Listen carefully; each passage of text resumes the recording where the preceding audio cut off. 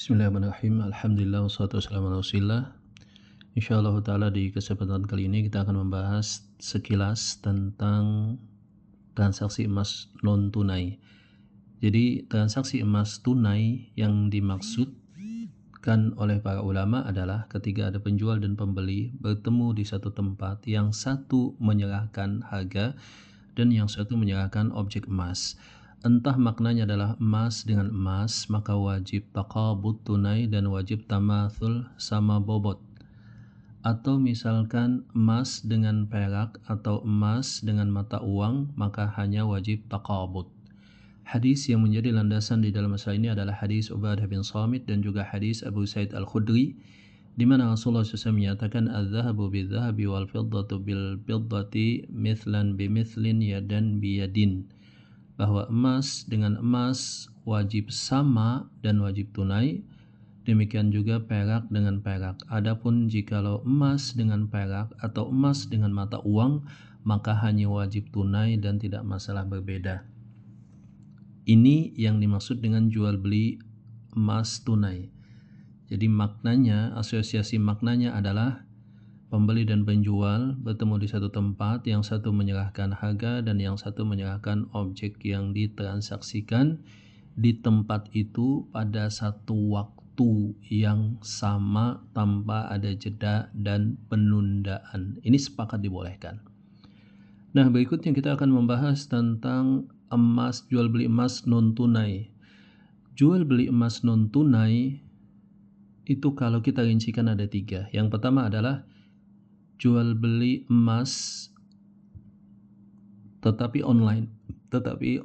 Yang kedua adalah transaksi emas, beli dan nabung emas lewat aplikasi. Jadi tidak ada serah terima emas, hanya bukti kepemilikan, dan itu kapan saja dikehendaki bisa dicetak dan diserah terimakan, yang disebut dengan emas digital. Katakanlah itu juga non tunai kalau dalam definisi umum. Adapun yang ketiga adalah jual beli murabah emas atau cicil emas. Nah, pendapat jumhur ulama, mayoritas para ulama menyatakan diharamkan ketiga bentuk tadi. Entah itu jual beli emas online karena ada penundaan mungkin transfer uangnya, atau penundaan pengiriman dan serah terima emasnya, atau itu jual beli digital. Juga menurut ulama yang pertama ini diharamkan karena tidak ada serah terima fisik emasnya, hanya lewat aplikasi saja, atau juga terutama mencicil emas lewat akad murabahah di bank syariah.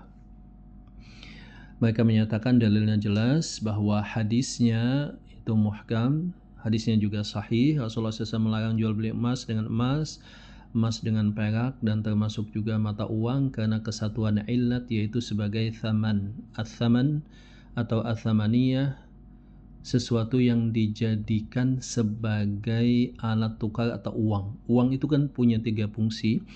Yang pertama adalah sebagai patokan nilai, yang kedua sebagai alat tukar, dan yang ketiga sebagai penyimpan harta kekayaan.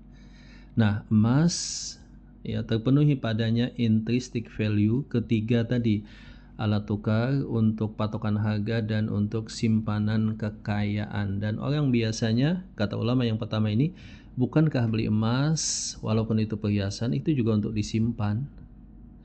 Dan illat ini atau karakteristik ini ada pada emas itu mansusah berdasarkan dalil hadis. Dan sesuatu yang telah dinaskan itu tidak bisa dibatalkan dengan illat yang dihasilkan berdasarkan ijtihad. Illat yang berdasarkan ijtihad itu tidak bisa menghapuskan illat yang didasarkan atas dalil secara sharih, secara jelas. Ini pendapat yang pertama. Demikian juga ketika dalam hadis fadalah itu tentang jual beli emas dengan sesuatu yang ada logam di dalamnya, kata Rasulullah SAW dipisahkan dulu logamnya, kemudian ditimbang emas dengan emas supaya tidak terjadi riba fadal. Nah, ulama yang pertama ini yang tadi mengharamkan jual beli non tunai emas pada transaksi emas, mereka ada dua irisan pendapat juga. Pendapat yang pertama pokoknya haram kalau tidak serah terima offline. Jadi harus satu majelis tempat, kemudian juga satu dimensi waktu tanpa ada penundaan sama sekali. Maka mereka mengharamkan secara mutlak, entah itu online, entah itu digital, entah itu cicil emas apalagi.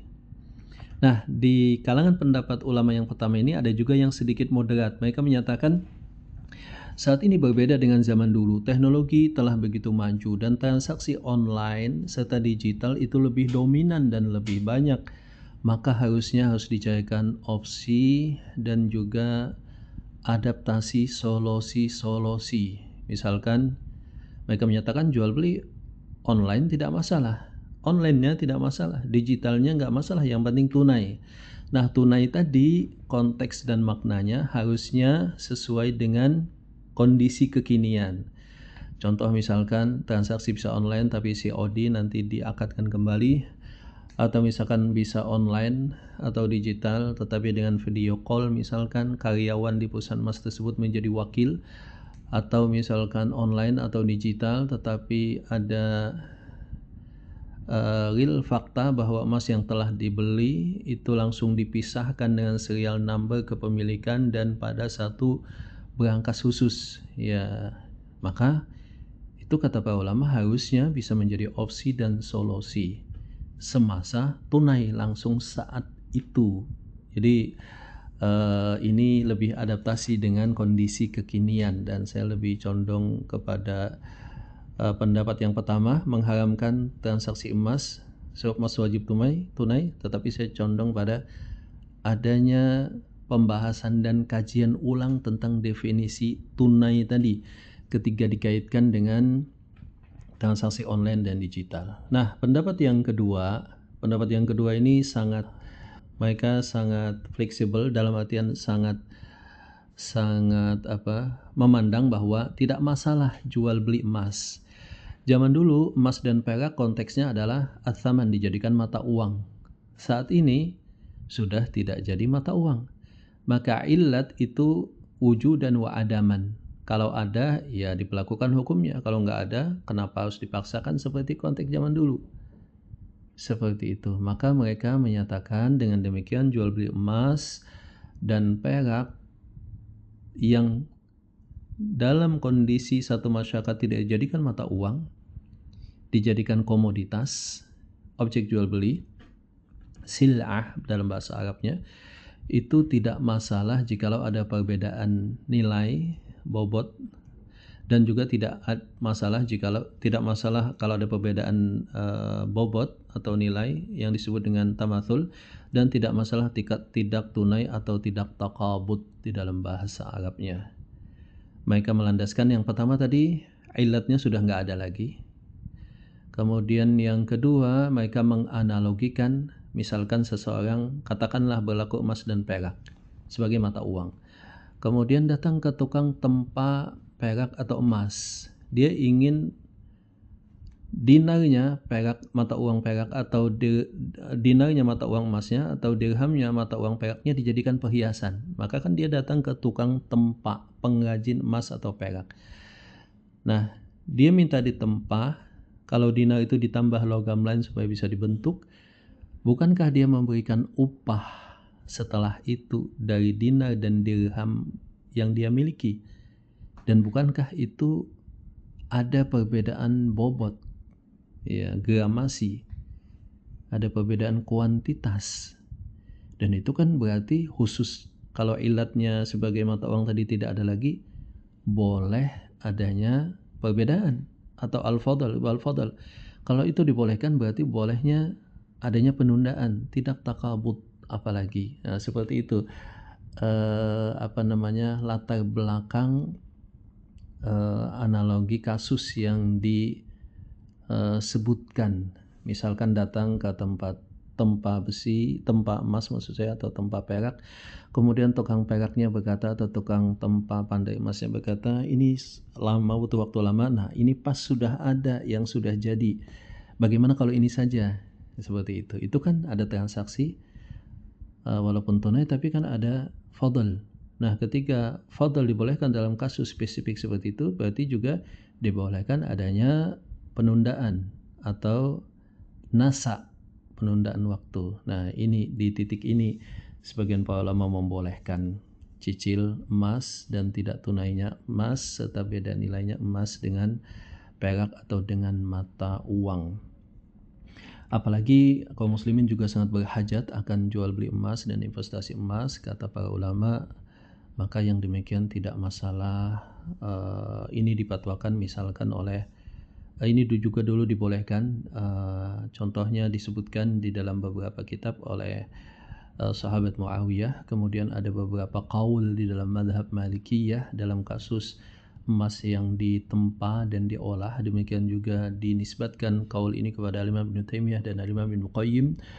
Dan demikian juga ini menjadi fatwa resmi daripada Dar Ifta di Mesir, lembaga fatwa resmi Mesir. Ini juga yang saya lihat digunakan, lebih condong digunakan sehingga difatwakan pada fatwa MUI nomor 77 tahun 2010 tentang bolehnya jual beli emas non tunai atau dicicil. Nah, ketika pendapat yang kedua ini membolehkan cicil emas, ya apalagi tentu saja otomatis mereka membolehkan jual beli emas online dan jual beli emas digital. Lalu bagaimana kesimpulannya? Kesimpulannya sebetulnya wallahu taala alam bisawab bahwa lebih tenang memang dan lebih hati-hati tidak transaksi emas kecuali tunai. Tetapi tunai tadi harus dikaji ulang untuk pembahasan online dan digital harusnya mengalami perluasan makna dan penyesuaian zaman, tetapi tetap dalam istilah ruang lingkup tunai. Mungkin seperti itu dengan tetap menghormati fatwa dari MUI, DSN MUI nomor 77 tahun 2010 tadi yang membolehkan emas ditransaksikan non tunai, online dan digital karena itu dianggap sebagai sil'ah atau objek transaksi dan bukan sebagai ketentuan mata uang. Wallahu taala a'lam bishawab. Alhamdulillahirabbil alamin.